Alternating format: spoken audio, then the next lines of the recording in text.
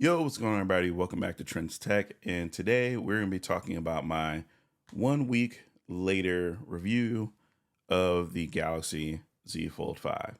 And this is just going to be, off the cuff, no crazy edits or anything. This is just my pure experience with the phone. Now, let's tackle the elephant in the room, the cover display.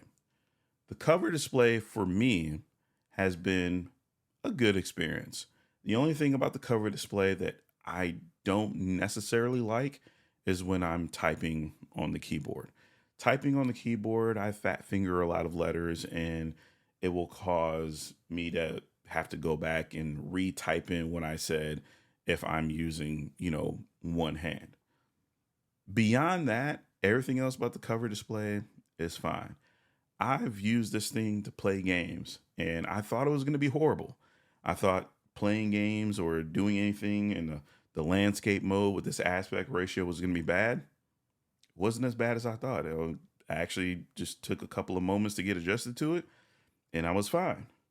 Is the cover display unusable? No, it's not unusable. It's one of those things, to be honest, if you're using the iPhone 14 Pro Max, if you're using the Pixel 7 Pro, if you're using the S23 Ultra and you're used to these big, tall, but wide displays, it takes some getting used to. It took me about a good 2 days to get used to this display. And I kind of remember back to last year when I was talking about the display and I was talking about the things I didn't like.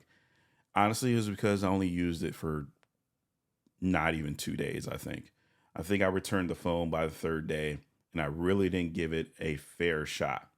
Whereas with this phone, I've had it for a week and I've used it every day and I've learned how to use the device for what it is and not for what I want it to be. And I think that's where a lot of people run into issues, even with like the Pixel Fold versus the Z Fold 5. We are getting these devices and we are trying to use them for ways that they were not designed in. So, for example, let's say you get a Pixel Fold and you say, "Hey, I want a tall display." Okay, you're not getting a tall display with a Pixel Fold. It clearly says that it's a 5.8-inch display and it's like a passport style phone. So what you have to do is you have to adapt to that style of phone. Just like with this display is a 6.2-inch tall, skinny display. You have to adapt to how this phone is made. Everything can't always adapt to you. You have to kind of pick out something that's going to work for you. And I guess that's one of the things I would tell people before we go down the rabbit hole of which is better, the cover screen, it's unusable, or this, that, or whatever. Figure out what works for you. If it's unusable or whatever for you, then don't get this phone. Go out and get a phone that you're going to enjoy and get something that works for you. But also realize that this works for some people. We are all different, so that's just basically, how I feel about the cover display. And I'm just going to move on from there. Now, let's talk about battery life.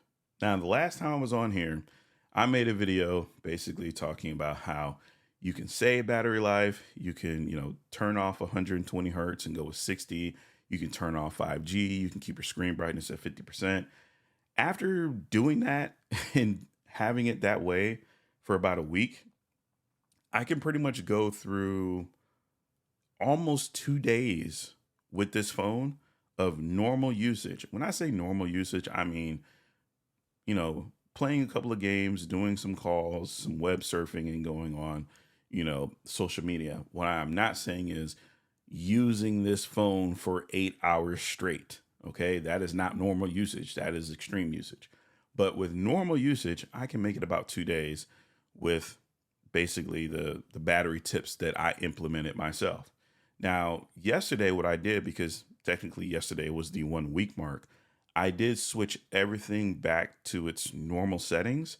So now it's on 120 hertz again and all of the other regular settings. And basically, what I'm going to do is I'm just going to go ahead and monitor the usage of this over the next week. And then I'm going to give you guys another update on how the battery life is 2 weeks into it and what I saw as far as the differences between the battery saving tips and the regular usage of the phone. However, it looks like with the Snapdragon Generation 2, the battery life has just improved just in general. It was one of the things I saw as far as the difference between going from the S22 Ultra to the S23 Ultra. I saw a better usage of battery with the newer chip than the older one. And it looks like that is the same case even with this phone. This phone having 4,400 milliamp hour battery compared to my usage with the Pixel Fold, this phone actually lasted longer, a lot easier than my Pixel Fold did.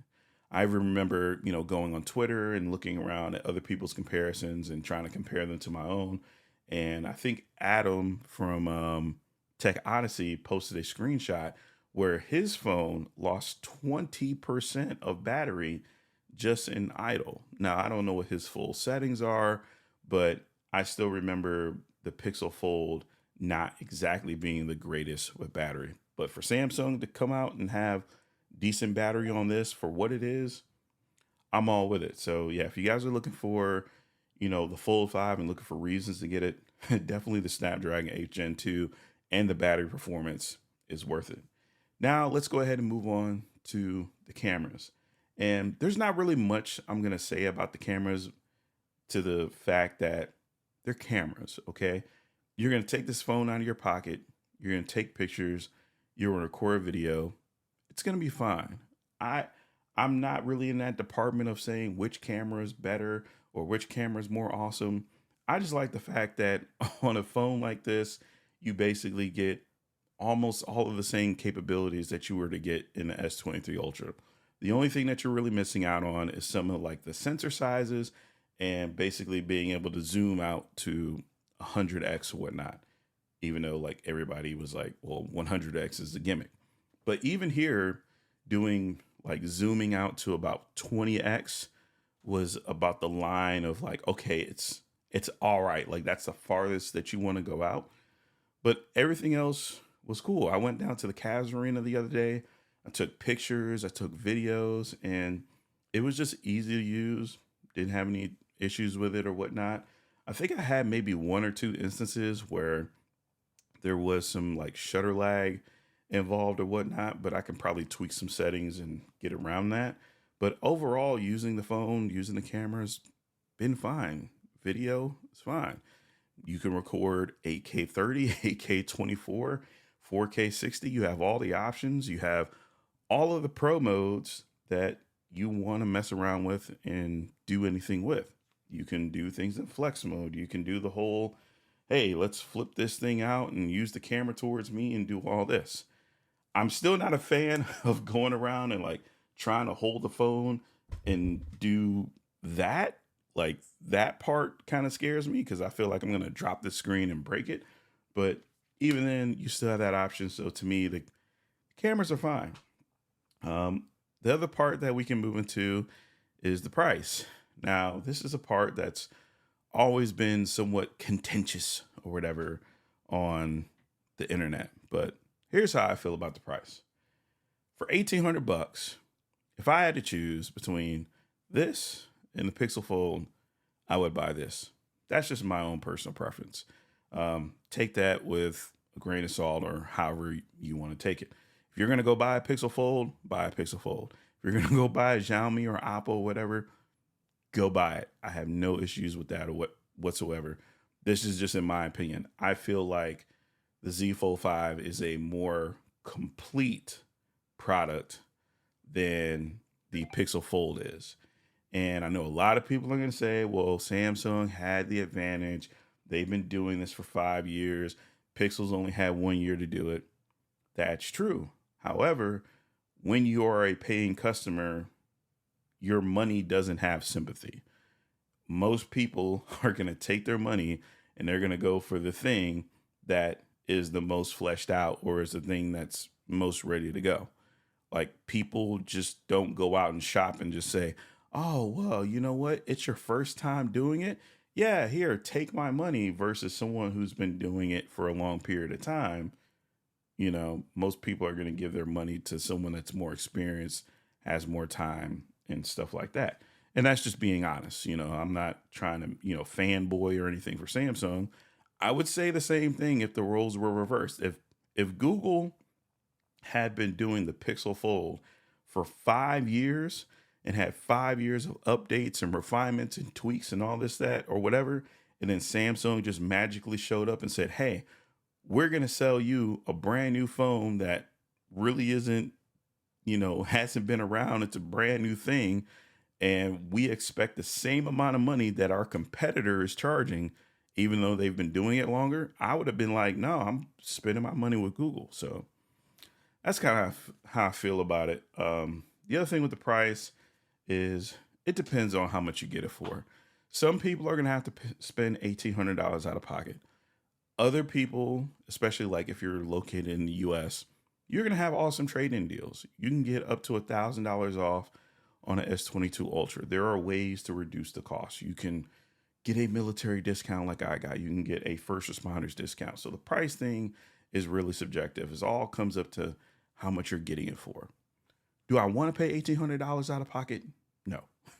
So that's why I kind of took advantage of the trade-in deals that I could. So that's kind of how I feel about the price. It's something that we can kind of go back and forth all day long on whether it's worth it, not worth it, this, that, or whatever. But for Samsung to say, we'll give you $1,000 for your trade-in. We will give you a military discount. We will also discount your insurance that you have to pay every month. So I have the Samsung Care on here. It's $7.70 a month. I can't even beat that with my own carrier. I can't even beat that with any other insurance plan. So, in my opinion, that kind of just makes sense. So, what else can we talk about this phone, to be really honest? Multitasking, it's great. The fact that I can flip this open and have two screens, splitting apps, and I can either, use this in the regular orientation, or I can flip it around and use it that way. And I can split up my apps if I want to. It's dope. Absolutely no issues with that whatsoever. We take that and we put this here. As you can see, I can easily split the apps in half. If you guys don't like this orientation where you feel like this is too skinny, you can rotate it and boom. Now it's, I guess, like the Pixel Fold orientation, and you can kind of just do stuff that way. Doesn't even feel that heavy. The Pixel Fold definitely was a little bit heavier than this was. This is a little bit lighter, a little bit more portable. And to be really honest, that's really about it. Like, I know you can kind of go really deep into the weeds about all of the amazing things it can do, and you can talk about all the things that it doesn't have.